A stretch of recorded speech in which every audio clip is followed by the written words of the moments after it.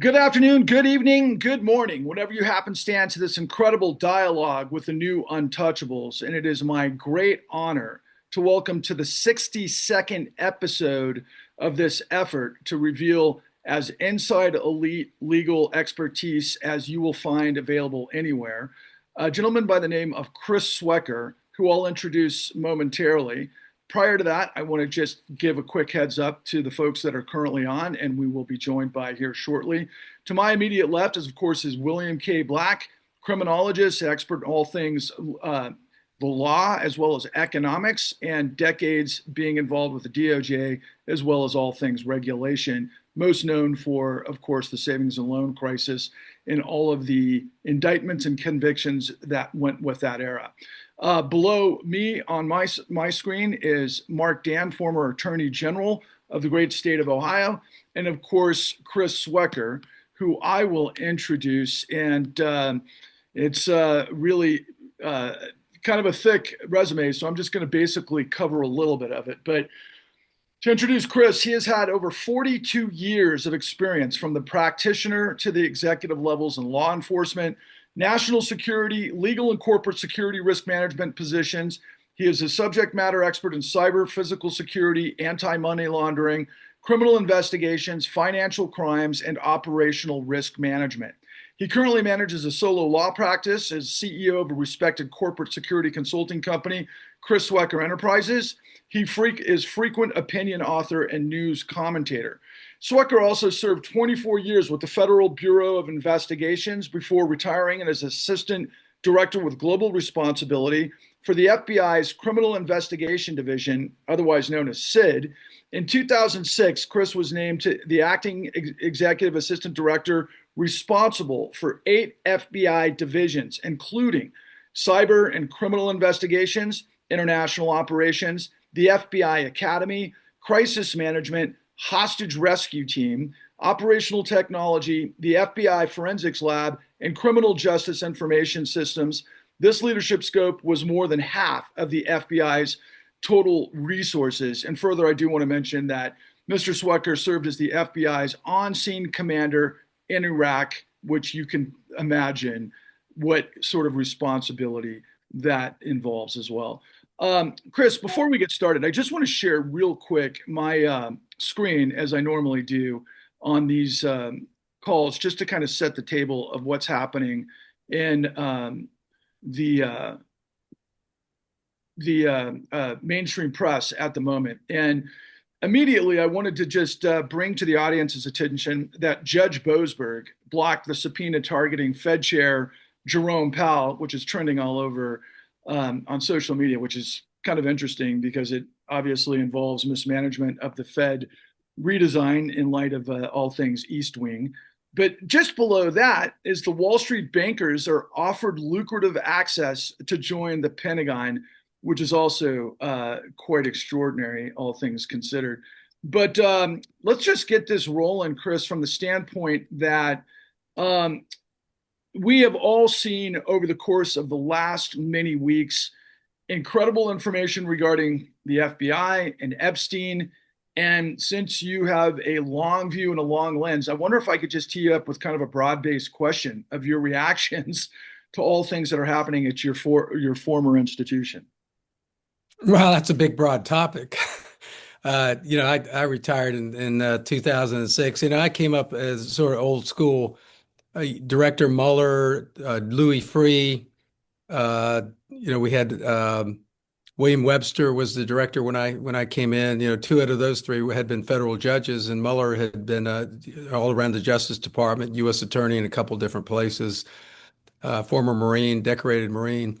So I came up old school in the FBI where you checked your politics at the door. You just dug facts, you worked your cases, you worked your sources, you developed your evidence, and then you let it fall where it falls. And I can say, you could say, yeah, that guy's naive. He's really naive. He just didn't see it. But in my 25 years, I didn't see politics play a role in case initiations or how cases flowed. I mean, sometimes, occasionally you would not like the way things were going. There's always a little bit of inherent back and forth between the U.S. attorney's offices and the FBI on they think everything should get prosecuted, and the U.S. attorneys, have the keys to the courthouse, basically. So I think we all played it straight down the middle. I felt like, and this gets slightly political, but I felt like Jim Comey started the FBI down a very perilous path. I think we all know that the FBI investigates and the Department of Justice will make prosecutive decisions.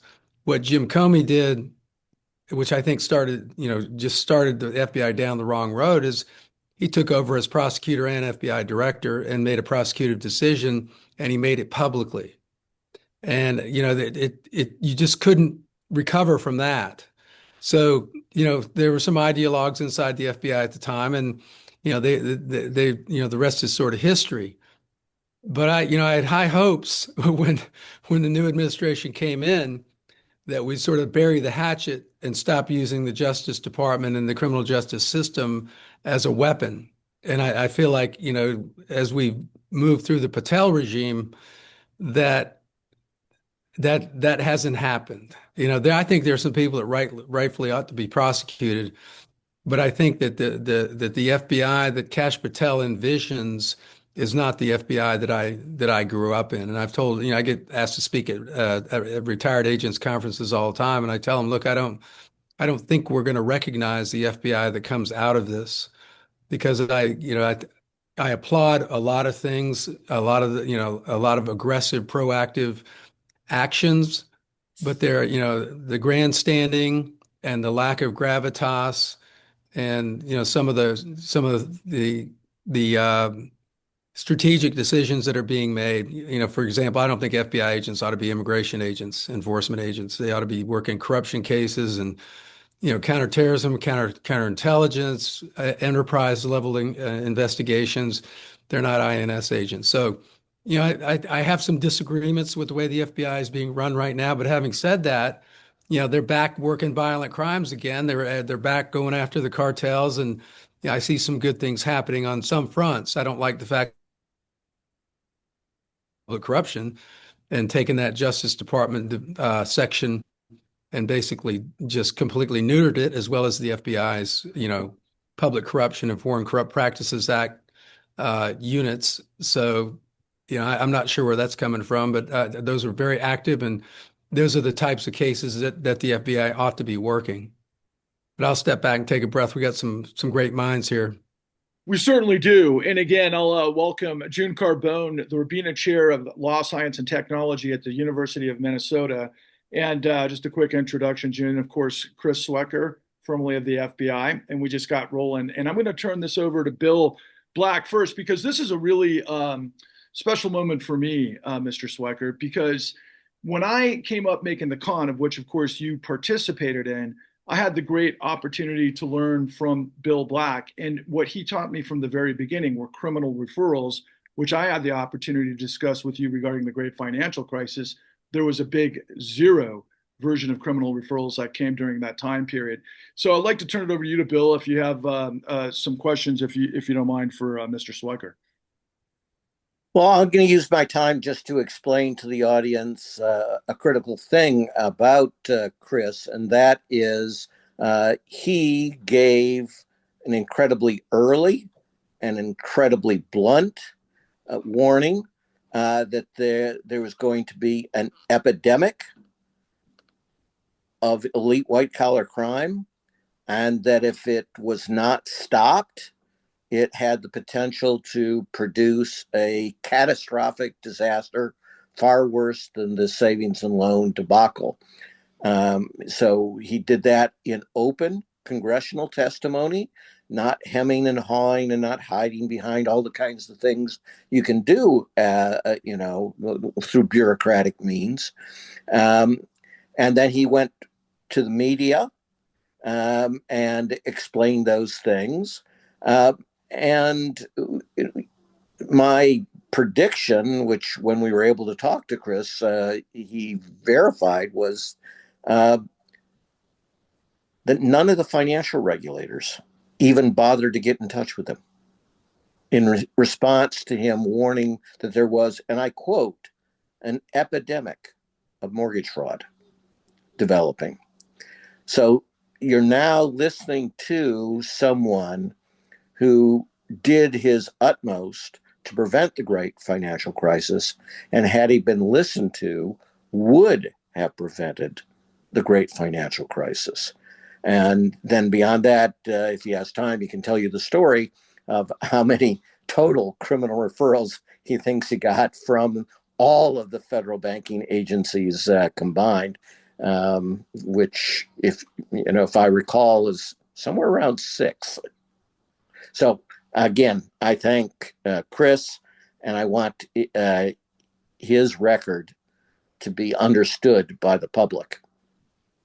Well, I appreciate that. Those were interesting times. The Chinese curse. But Yeah. but it brings. Then I got a firsthand view of it at, I went to Bank of America as head of security, and it all crashed down around us. Wow. That's really amazing. Talking about the eye of the hurricane in their corporate headquarters, no less. Chris, I think what Bill just brought up, I think is important, and I just want to kind of tee this up and then let you roll with it, and then Mark, I'll ask you to follow up. But look, right now, all things Epstein, quite frankly, harkens back to 2 decades ago. We're hearing from PBS, we're hearing from this, that, and the other outlets, all sorts of craziness that have taken shape, decades ago. I guess just the really basic question, given what Bill just said, is here are these institutions that have qualified people like yourself that were deep inside, being able to prevent one of the most catastrophic, economic failures in the history of the United States. I don't know if there's a corollary, but a lot of people are wondering why 4 administrations, for example, may have had some of the information that we're seeing revealed now through the Epstein files. Well, I mean, the real scandal in that case is the initial treatment of the case and the sort of the sweetheart deal that took place in the Southern District of Florida. And then there's efforts after that to sort of squelch any other investigations that involved him. I mean, that is just deep corruption of the system itself. And I dealt with the U.S. attorney that gosh, what's his name again? Costa? Alex. Yeah. He was in the Justice Department. He was in the Southern District when I was down there, and then he was also inside the Justice Department. I think he headed up Civil Rights Division. He was, I didn't read him as the kind of guy that could be compromised in that fashion, but he most certainly was, and that's worth investigating to the very core of it and find out how that actually happened. And I don't think I truly understand it, even after all the disclosures, how he was so thoroughly compromised that he would, make that sweetheart deal and try to foreclose any other prosecutions by other jurisdictions. But he certainly did it, and clearly there was abuse going on. There were underage girls that were being trafficked, no question about it. I think the rest of it is a lot of it is salacious stuff that I don't know we'll ever be able to prove. We see Bill Clinton in a hot tub with a young lady, but what evidence do we have beyond that? I mean, the Clintons are masters at not remembering anything and not recalling pertinent facts. They invented the game.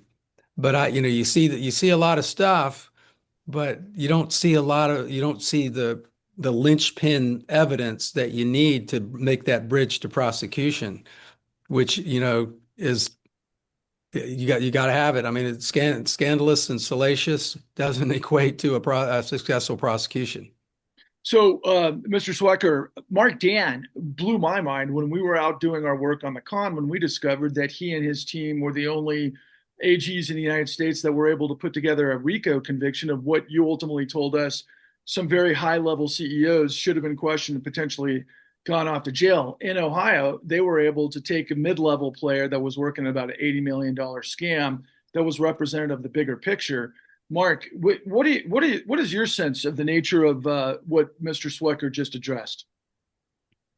Well, I'm actually really curious, Chris, if you could share with us what you know about the current kind of state of the morale of FBI agents, and their and the work environment.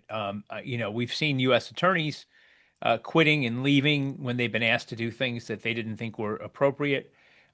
What's going on with, or to the extent that you're aware, what's going on with FBI agents, and what's the impact of this of this disregard of the rule of law that seems to be infecting the operation of the federal government and of the historic respect for boundaries between the politicians and the law enforcement community. Yeah, I mean, I think the word I'm getting from a lot of different sources is the morale is very low. And it's low because people don't want to be viewed as an agency that's led by someone who's kind of let's face it, he's a media hound and he has no gravitas, and he's there to with the raid jacket and the hat to grab credit for things that we ought to be giving credit to the state and locals for. So to answer your question, Mark, it's pretty low. I mean, I know the retired agent community, we were all down on Comey et al. But where I would say there's more dissatisfaction, there's more concern, even more concern about the current leadership because of what the things that you just described. We know how things should operate, and it's not this. Yeah, It's not what the way I want the FBI to be viewed. They're viewed as a highly politicized agency now, even more so than they were under Comey and the other administration. yeah. I mean, as a politician who headed a law enforcement agency, we ran, and the AG's office had the Bureau of Criminal Investigation under its jurisdiction as well. I mean, I understand the temptation. Nobody loves those raid jackets more than a somebody who Right. loves attention and has the narcissistic tendency as of a politician. But I also knew that at the end of the day, if I were to exploit that, that I'd lose the confidence of the folks that were working for me, and they would be distracted from doing their job. And that's the worry I have about today's FBI. Yeah, I mean, it's the use of the jet. It's the use of, the Italy trip was a disaster, a PR disaster. It's jumping the gun on press announcements and releasing information that shouldn't be released. And then it turns out to be inaccurate anyway. But even if it was, even if it was accurate information, it shouldn't have been released in a couple of those cases anyway, because it wasn't his information to release. So, we could go on and on about it. I mean, we know how things should operate. You've been an AG for a state, a large state, and the public perception that you're objective and you're fair and you have gravitas and you have, you respect the office and you respect the oath of office. All of that needs to come across. It's not a make-a-wish position, and that's kind of what That's a lot of that's the what agents are saying is like this. Okay, it's a make-a-wish situation. He's just going to fulfill all his bucket list dreams and travel here and travel there and rub elbows and bring in the mixed martial arts to train the FBI agents at Quantico, and I mean the list goes on and on. Stuff that I see every day. Everybody's just scratching their heads saying, "Check this one out." See, Wow. I already thought that all the FBI agents could do karate. So if they can, you Yeah, don't crush my dreams. but I Let me just follow up because I think there's an important moment in time coming in the future, and there was quite the controversy over several U.S. senators admonishing or suggesting to soldiers their obligation not to follow illegal orders. Um, I think we may see a similar scenario coming up when it comes to the 2026 election. Ohio just turned over all of its voter files to the Justice Department this week, including driver's license information, Social Security information, without any allegation or of a crime, without any probable cause that something was wrong. So what's your advice to existing FBI agents if they're asked to take actions that they view or that are illegal? Well, I mean, you have an obligation not to obey immoral orders and illegal and unethical orders. I mean, you can't love your job so much that you're not willing to take a stand.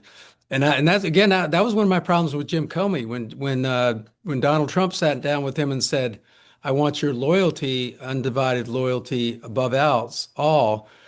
He should have said, "No, I'm loyal to the Constitution. I'm loyal to my oath of office." And be willing to you have to have the courage of conviction to step back from the job. And that's that I guess there's no other way to put it. You just don't follow immoral or illegal orders. But that's all about the context. I'm talking about generally the way yeah, you can't politicize that particular issue. I think the way they did it in this, the earlier instance that you did it, it was a big political backdrop to it. I know, Chris, that we talked earlier that you would have to jump. I don't know if you can take two more questions or if you have to go, but obviously I want Yeah. to honor your wishes. Yeah, I can take a couple more. Okay, so I'll start with Lewis Clark here, the executive director of the Government Accountability Project, who, congratulations, Lewis, and we'll pick up this conversation after Chris departs. But the Government Accountability Project had 4 terrific victories this week in a number of very important cases. And before going and launching into all of the details of it, I'll save that possibly for later. But just to let you know, your mic is on mute, Lewis, just in case. But here is, of course, is one of the most high-level veterans of the FBI, and of course, you being within the Beltway, I'm sure you've had a lot of experience in all things, manner, shape, or form with the Bureau. What comes to mind for a question that you might want to ask Mr. Swecker? Well, I mean, over the years, we've been around for almost 50. Over the years, we've actually done rather well in some of the FBI cases that we've taken in terms of whistleblowers. But now, all of a sudden, there's like this purge of FBI agents who, for example, worked on the prosecution, or I should say the investigation of the of Trump, working with Jack Smith, and they're all being pushed out. Do you advocate that these people fight back?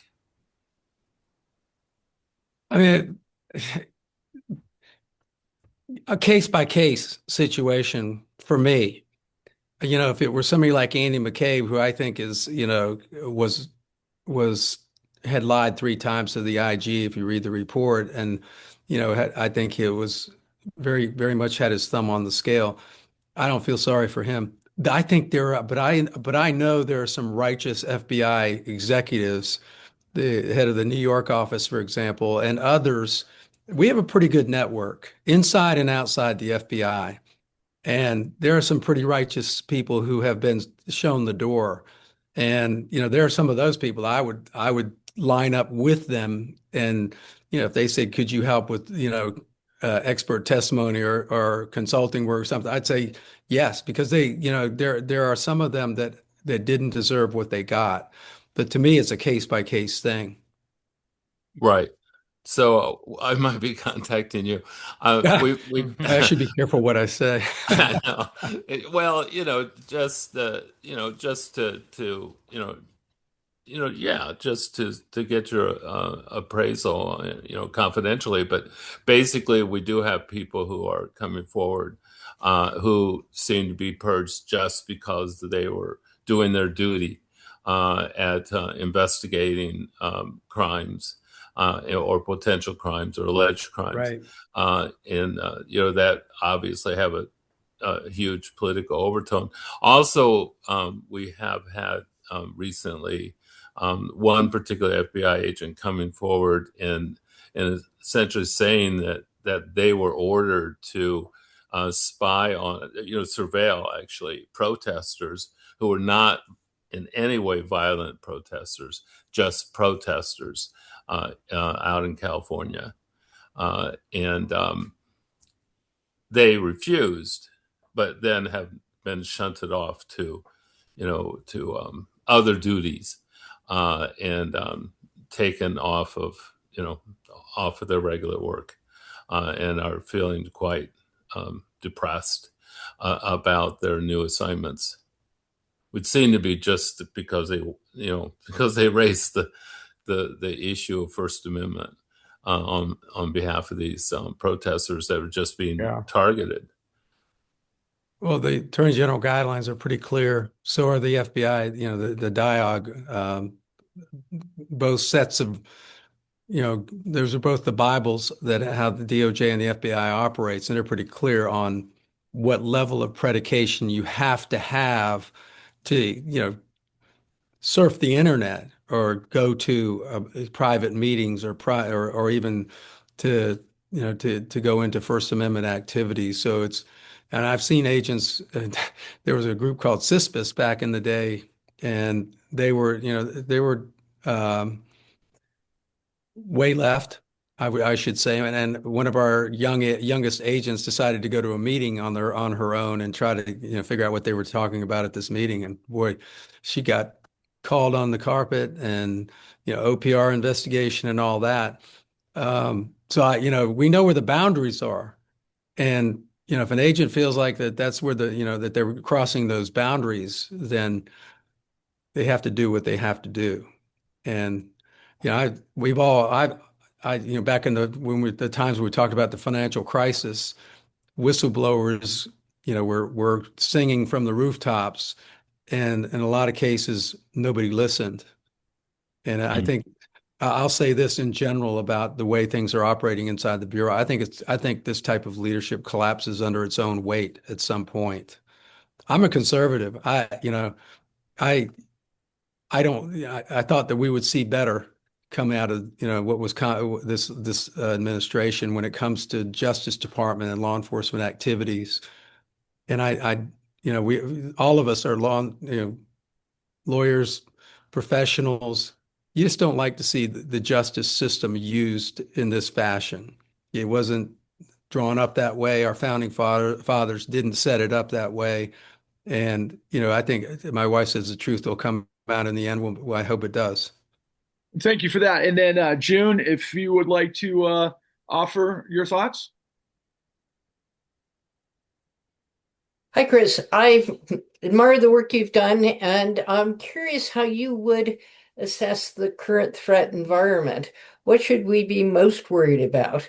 The weakening of counterterrorism, the utter decimation of white-collar crime, the foreign intelligence, looking at foreign intelligence within the U.S. as opposed to terrorist threats. What should keep us up at night most? God, we used to think that white collar crime was, the FBI was just uniquely positioned. It was a major priority of the FBI. I don't see that now. But if you're talking about threats in general, I mean, right now, obviously, we're under a terrorism threat level that we haven't seen since 9/11. And because of the situation with Iran, we got sympathizers, lone wolves. We've got that threat. We've got this, the so-called sleeper cells.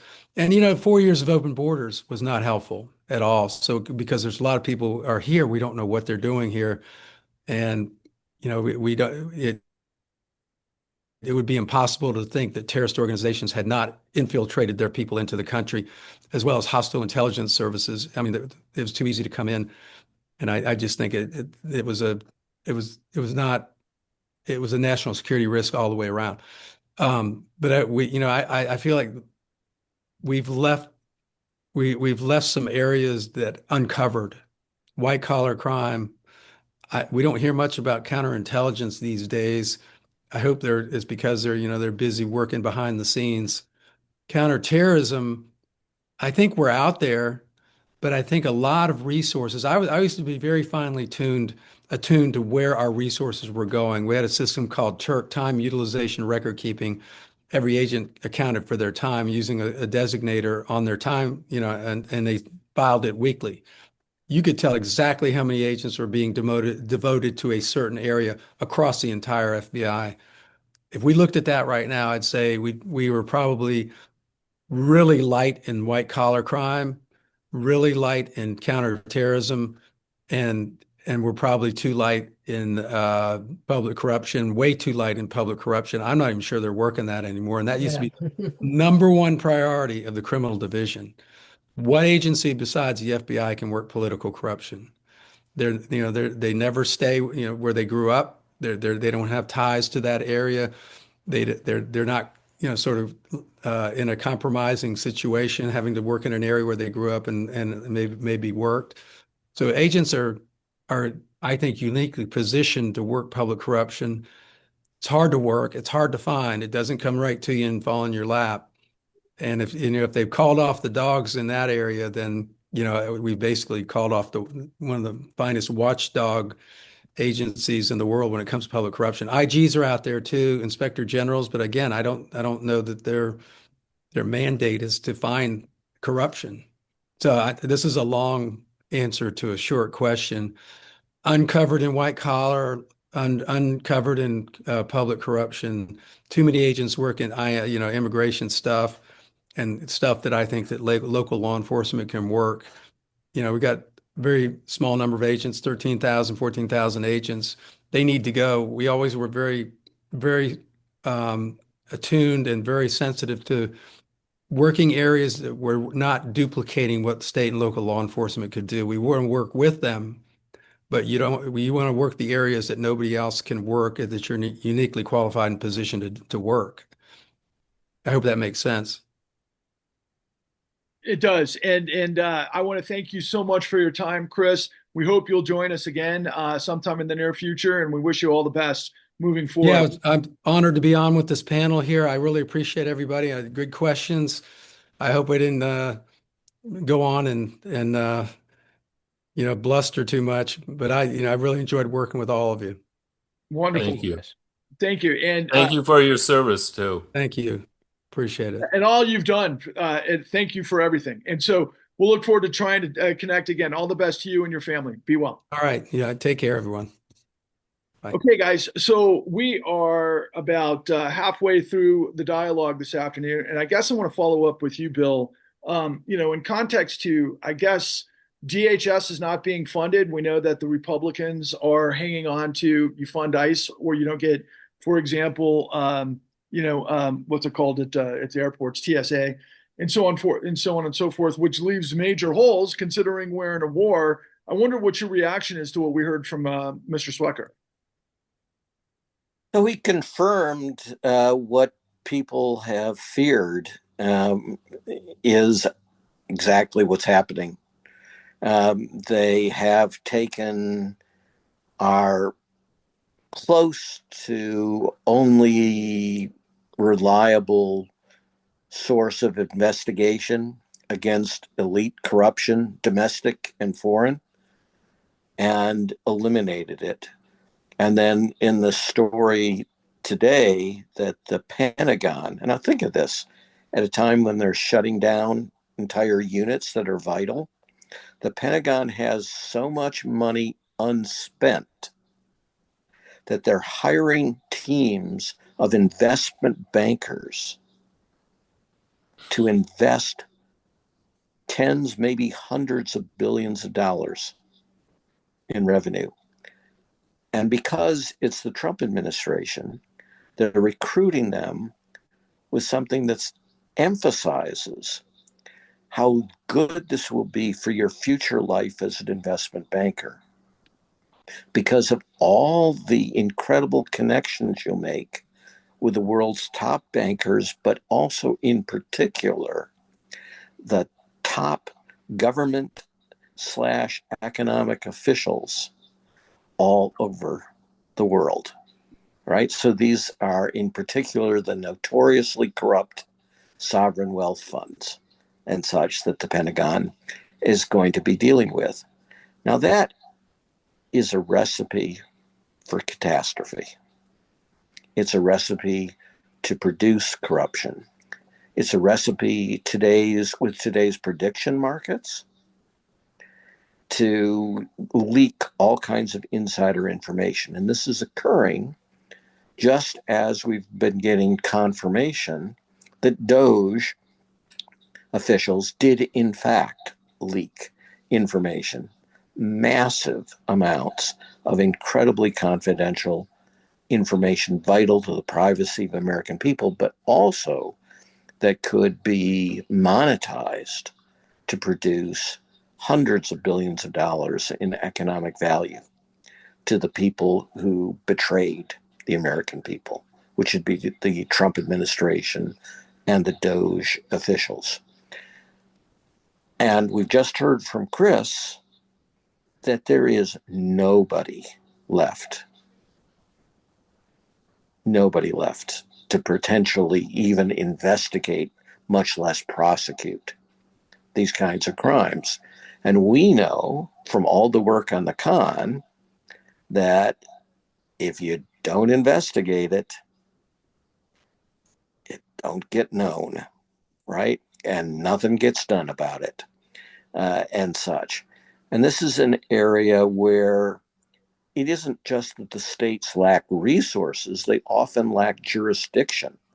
So you can't even have, those crazy state AGs in Ohio that can bring an action against, as you say, one of these mid-sized frauds through RICO action.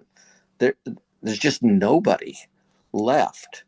I mean, except what we've been emphasizing now for a year, whistleblowers. Right. Whistleblowers are the only folks left.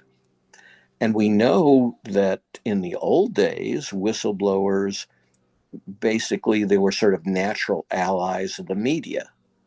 But we're seeing the media being corrupted and suborned, and not secretly, but openly. And again, with the deliberate idea of spreading intimidation, that if you report anything negative, in fact, Hegseth gave a press conference, I believe it was this morning. Well, Bill, I was gonna say that was when I spit out my coffee this morning. So go ahead, and I'd like to follow up. Yeah, dictating what the headline should read instead of the real headlines, which were not hard hitting, by the way, at all, but to turn it into complete sycophancy. And with that, I'll hand it off to Marc. Well, yeah. So, I mean, I was actually working on a brief that former AGs of Ohio were filing in support of the Haitian, maintaining the status of Haitian immigrants in the U.S. And I want to talk about that later too. But while I was working on it, I had the Hegseth's morning briefing on, which is must see TV. And I watched his lecture to the media about their headlines, but he went further in that briefing to say, don't worry about you people at CBS. I'm sorry, at CNN. We're going to fix you when Larry Ellison takes over and owns you. This is the Secretary of Defense in the middle of a war, promoting the merger of a private company and the acquisition of a private company with serious antitrust implications, but also to I don't want Lewis. I hope you're never out of a job, okay? But this administration is so openly corrupt that it's going to make whistleblowers a thing of the past. I mean, they're doing it directly to the country on national television, and that was my epiphany this morning. Is he just flat out shilled for a campaign contributor, as he does for the defense companies that are producing weapons, as he does for it's just of all the people, the Secretary of Defense. While American pilots are risking their lives flying over Iran, to take a moment to threaten CNN, but to tell them don't worry, because when our friend takes you over, your headlines will say exactly what we want them to say.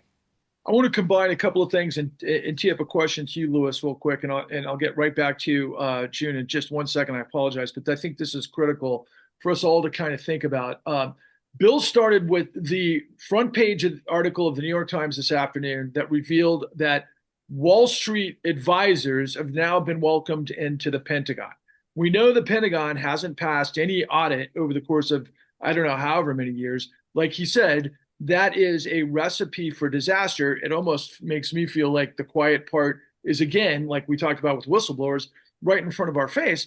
But to further the point, Bill had talked about the power of whistleblowers. And for a year, Bill has been saying, particularly going back to the No Kings rally of last summer, subpoena Elon Musk right in the aftermath of when he said he knew what was in the Epstein files. And there was a plan not to wait for the midterms, but to use state legislatures and whistleblowers to be able to prosecute this now on top of this final point. That I have now seen other attorneys out there talking about the Bar Association, like you guys have, to be able to, basically get their bar licenses pulled. Whoever these guys are from the DOJ or FBI or whoever's involved with these cases, now that's become a widespread discussion item when you guys have been at it the whole time. And the last piece of this puzzle that Bill introduced to you, Lewis, of course, the whistleblower, you were talking to us several months ago about what you guys had as it related to Social Security. And of course, this inside information that now impacts, I think, tens of millions of Americans. I don't think that is an exaggeration. Please just, tell me what your reaction to all of that is. Well, yeah, we had the part. I guess we had the first part of the revelations of that. That the Doge operation had taken the files of 500 million Social Security holders, Social Security card holders, which obviously included a number of people who are passed on, but still 500 million files, and had taken them and put it up in the sky.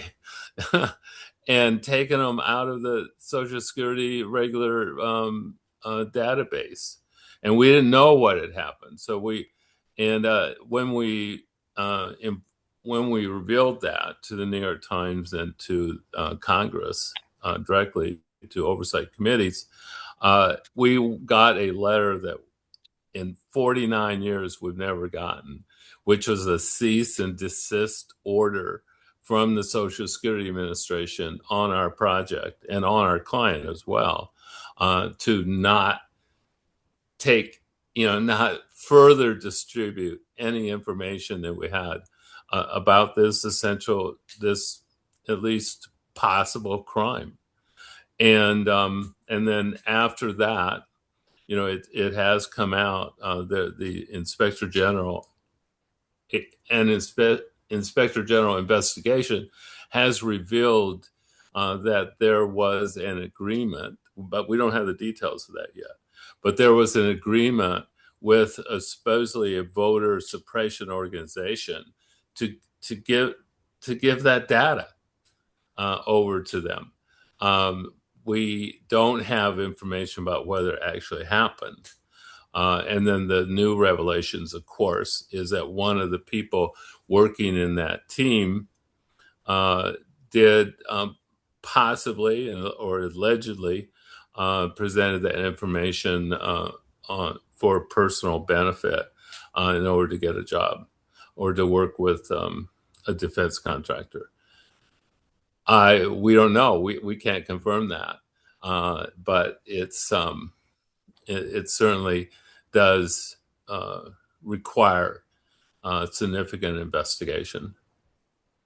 June, you always have the most incredible skill to be able to provide the soul of this whole thing. From the very beginning, you've told us the truth about everything, what to expect, how things are going to go, what it's created based on your long track record, your history, and everything else.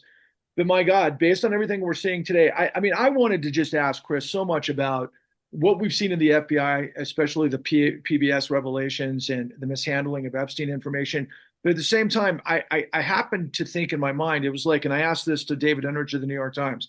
I was like, is it possible that, for example, and this is the corollary, that nobody dug deep on the Epstein investigation at the time because the entire world was collapsing under the 2008 great financial crisis? Anyway, I just wanted to plant that seed, and wherever you go, I can't wait to hear. Well, Bill and I are visiting our granddaughters, and I was putting the 9-year-old to bed the other night, and she said something about our country is being destroyed. And the question I asked Chris, inspired by our granddaughter, was very much about that. When Trump was reelected the second time, one of my first comments was he's going after the institutions that still work. And first among them is the military. We all know. We can all cite problems with the military. But the military is still, and was up until the day Pete Hegseth walked into the Department of Defense, its true name, one of the few institutions left that still had esprit de corps. What was on your epaulets, how many stars, is still more important than whether you have aspirations to be Douglas MacArthur. That the idea that there are rules of law, rules of engagement, rules that govern the ethics of the military, was drilled into every officer as part of the idea of honor, of a code of honor that governed the military. And if you are asking troops to put their lives on the line, you have to ask them to sacrifice their lives for something more than their 401ks. And that ethos is what Pete Hegseth is out to destroy. When I watch what Trump is doing, I had been optimistic that it would only take another Great Depression rather than a war to tame the oligarchs of today, the way the oligarchs that caused the Great Depression were ultimately tamed not by the New Deal, but by World War II. I now think another world war, is far more likely than it was 2 weeks ago. And so when I say am I being concerned, when I watch the clown show that is currently putting our lives, the lives of our troops, the lives of our people at risk, they're a bunch of incompetents. And we know that. We know that because they're acting like the people, the monarchs. Henry V, that caused the wars of Europe. People forget that Henry V is known because of Shakespeare rehabilitating his reputation by having him give a famous speech at the Battle of Agincourt. What they forget is the Battle of Agincourt, where the Brits were outnumbered by overwhelming numbers and facing a suicide mission, happened because Henry, following his own ego, launched the British Empire into a stupid war with France. And his tactics were so bad, he got himself cornered and about to die because the ego of monarchs inevitably gets you in trouble. Henry V died at the age of 36 in his next war. So the triumphs are short-lived. The consequences ring through the centuries. And that's what we're about to do. I'm ending only with one more note. When AOC asked her constituents why could they vote for her and Trump, one of the answers was he wasn't going to get them into war. And my response is Trump is a progressive conspiracy theory out to destroy the US military, to make sure that the next president won't be tempted to do what Trump is doing, because we will no longer have a military capable of winning even a war where overwhelming odds are on our side. When I went down this path to meet all of you, I was so desperate to discover people of honor of courage, of character, but most importantly, professionalism. And you guys have exceeded that beyond my wildest comprehension. And as terrifying and as frustrating and as outrageous as all of this is, I want to end on a good note here. And Marc, I'm definitely give you last word here based on what you had teed up in a minute. But I want to draw attention to what happened with Lewis and the Government Accountability Project, because they won 4 major federal court wins that included, I believe, a federal district court ruled on your Voice of America litigation that every decision Kari Lake made in the last year is now null and void. Second, a federal district court in North Carolina dismissed with prejudice 2 cases filed by Purdue Farms against your clients. The company claimed that whistleblower protection provisions of the Food Safety Modernization Act were unconstitutional because they denied the company a jury trial, which as a person, the company was entitled to. You had expected the Trump administration to switch sides on behalf of Big Ag, but it turned out that they were on your side. Wow, that's incredible. And then finally, on March 9th, the federal district court granted your motion to intervene on behalf of the East Palestine residents into a consent decree against Norfolk Southern. That means that you had a seat at the table with all of the substantial evidence of wrongdoing when it comes to remedies for the derailment and the subsequent contamination of land, home, and human bodies. The federal government and the state of Ohio unsuccessfully opposed your intervention. Can you kind of give us some closing comments about this incredible week of your success? Well, certainly the theme of this, of our presentation today is really Voice of America, with the essential overturning of 1 year of attempts to silence Voice of America, whose mission really is to support democracy throughout the world and to broadcast, into countries that were essentially run by dictators, and so that effort really, at least at the district court level, is now run aground and is defeated. Of course, they'll appeal, and we'll be fighting that out. But I don't see the Supreme Court turning that case around, because this was really on the merits of the case. It's not some procedure. It's not even a preliminary injunction in a sense. I mean, what it is a ruling that that entire operation of closing down Voice of America has been illegal from the get-go and throughout. The 2 cases in North Carolina where we were surprised that the Trump administration did not switch sides and side with Big Ag, and we think that's really good that they did not, and so we were heartened by that.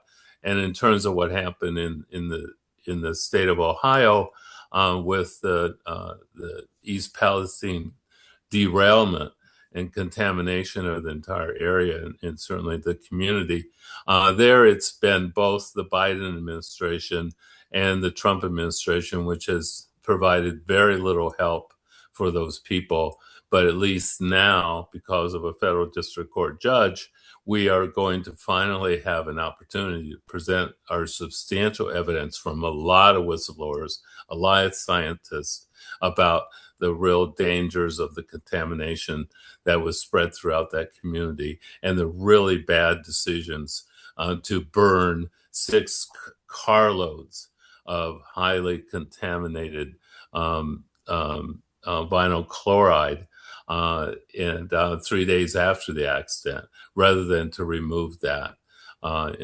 safely and not burn it for the entire community to get doused a second time. Outstanding. And Marc, obviously you had some more to add, but I'm wondering if maybe that was news to you regarding that huge train derailment and the impact it had on your state. No, I'm well aware, and I've heard from lots of folks who are dissatisfied with the response of the government And you're right. Going back into the Biden administration, the regulatory capture of the railroad industry in particular probably is the oldest regulatory capture in the history of U.S. government.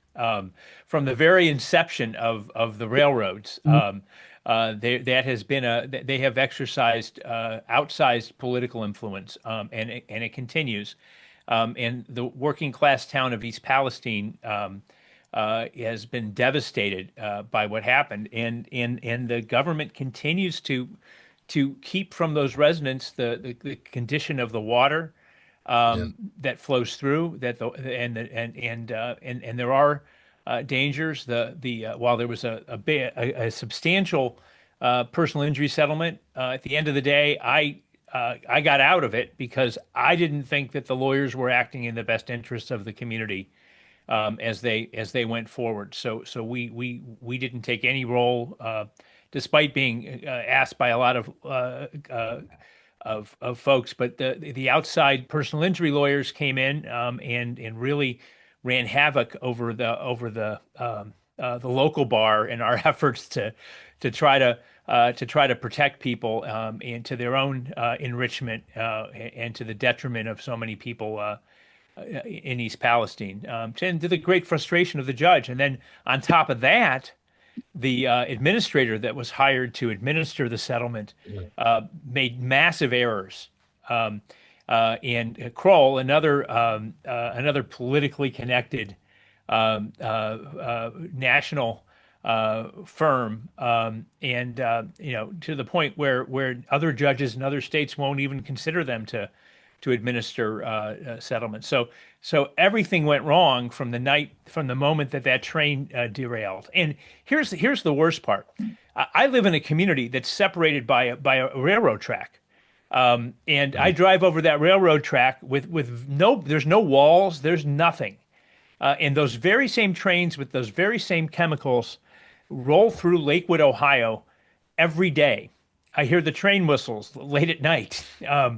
And throughout Ohio, in literally hundreds of cities and towns, this accident is waiting to happen again, and very little has been done injunctively, either through regulatory action or through the lawsuit that took place, to stop and to change the way that Norfolk Southern and I guess they have a competitor or two left that they haven't joined with.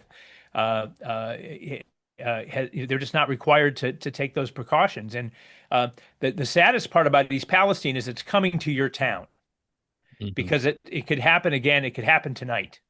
And that's what the long-term consequence of this regulatory capture of government that we talk about here is going to do.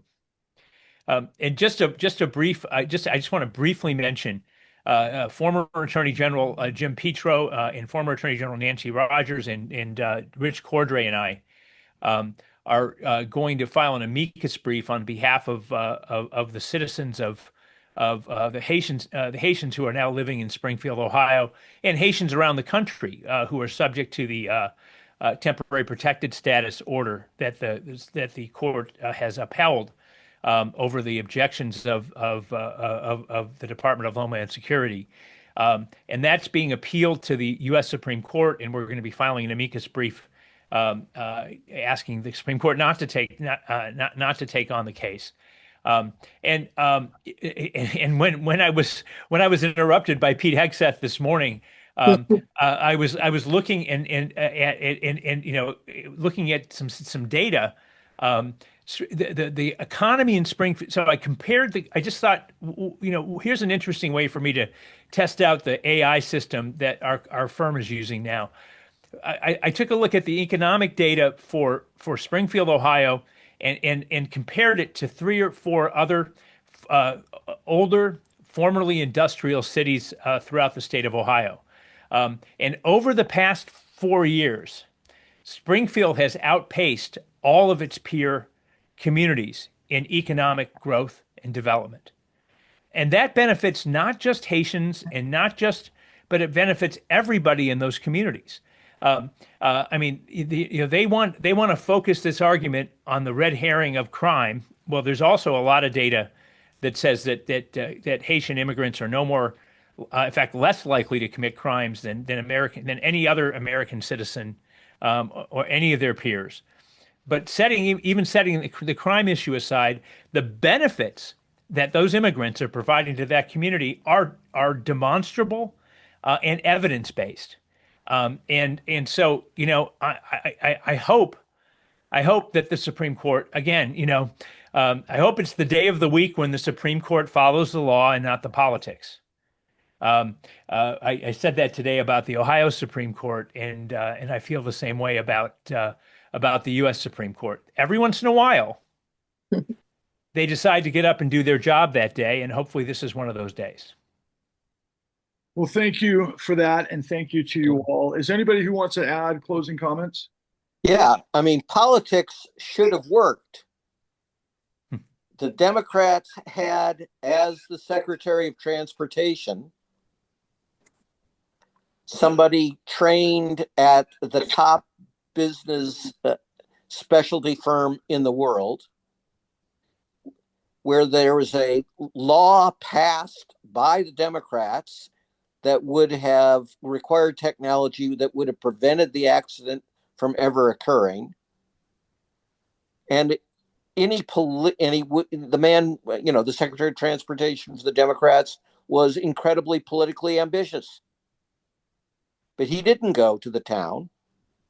He barely talked about the technology that Republicans had blocked from being used. And he didn't advocate ferociously for the people. So this is one where the politics should have led to the right answer. But this is the degree of capture that Marc is talking about, that even when it's absolutely in the direct political interests, key Democratic officials, up-and-comers, people who wanted to be president of the United States of America, didn't even try to do the right thing, didn't even show up and show the sympathy of the United States with the people. It's just a tragic comedy. It's an unforced error. It's missing 7 layups in a row. Well, this was an extraordinary opportunity to record with some of the best in the country. I cannot express my appreciation enough for all of you, and also to Chris Swecker, who joined us. And I loved how, Bill, you had set up the context that Chris is one of the senior officials at the FBI, and I laid out in his resume all of the amazing things he was in the midst of. He did the right thing, and he had an opportunity to head off the great financial crisis in advance, and he got rug pulled by the then AG, Mr. Gonzalez, and all the things that we explored in the Con. But to see you and also Marc Dann talk to him and what that means in terms of everything that you guys did, as well as what June said and what Lewis is in the midst of every day, and our compatriot, of course, Paul Peltier, who we missed immensely on this phone call.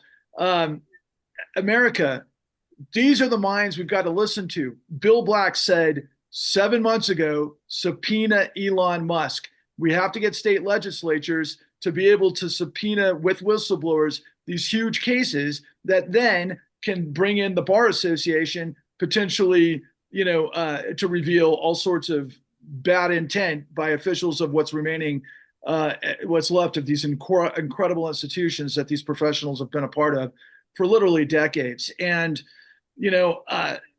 there's war, there's economic calamity, there's this, that, and the other, but it all comes down to what June has said the whole times. When you have an exorbitant amount of power in the hands of the few, the notion of the integrity of the law, the character of our democracy, and everything else goes out the window. So it's got to be up to us to subscribe, and share. Pardon me, got a little tongue-tied on that. And check out the cleannewdeal.org and the newuntouchables.com, and tune in, week out. And thank you to all of you out there who share. We are growing the audience. not fast enough. We literally need to reach millions of people. So on behalf of the new Untouchables, William K. Black, June Carbone, Lewis Clark, Marc Dann, Paul Peltier, and myself, Patrick Lovell, thank you to you all, and I'll look forward to seeing everybody next week.